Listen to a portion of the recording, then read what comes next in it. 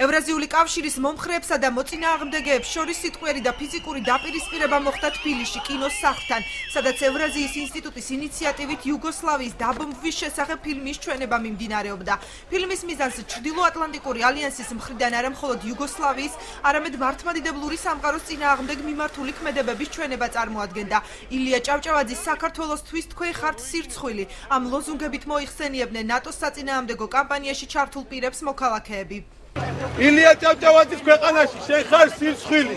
ჩვენ გამოვედით სერბი ხალხის ტრაგედიის და უბედურების შესახსენებლად ქართული საზოგადოებისთვის და ეს სიმართლე იწვევს ამ ნაგავის ესეთ გაღიზიანებას და გაბოროტებას. იუგოსლავიაში ნატოს ქმედების საწინააღმდეგო აქციას გამოხმაურება მოყვა დღეს ბათუმშიც, არა პუტინს, არა რუსეთს. ერთიანი ნაციონალური მოძრაობის და თავისუფალი ზონის წარმომადგენლებმა ამ ლოზუნგებით ორგანიზატორებს აქციის ჩატარების საშუალება არ მისცეს.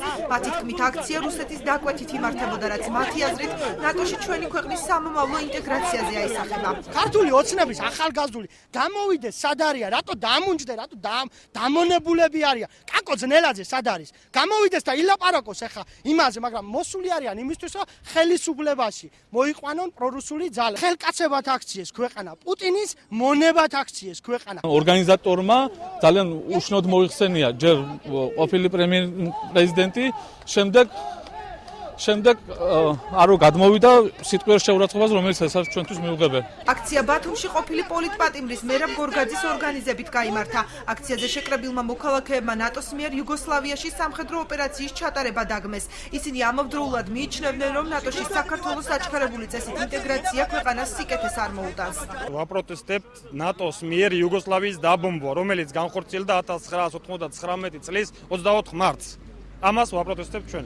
მე პირადად როგორც ერთი ცალკეული ინდივიდი მაქვს ჩემი აზრი, რომ ნატოში ინტეგრაცია არ გვაწყობს. საქართველოს ნეიტრალური დამოკიდებულება მოგცემს საშუალებას ნატოს ქვეყნებთან მეგობრული ურთიერთობების და ასევე უპირველესად რუსეთთან კეთილ მეზობრული ურთიერთობების აღდგენას. დეპუტატი აკაკი ძნელაძე ამბობს, რომ ხელისუფლების კურსი მკაფიოდ დასავლეთისკენაა მიმართული, რაც ორი თვით ადრე ასოცირების ხელშეკრულების ხელმოწერითაც დადასტურდება. მისი თქმით, ქუჩებში ხმამაღალი აქციების მოწყობა არაფრის მომცემია. საქართველოში კი მაიდნის განმეორების საფრთხე არ დგას.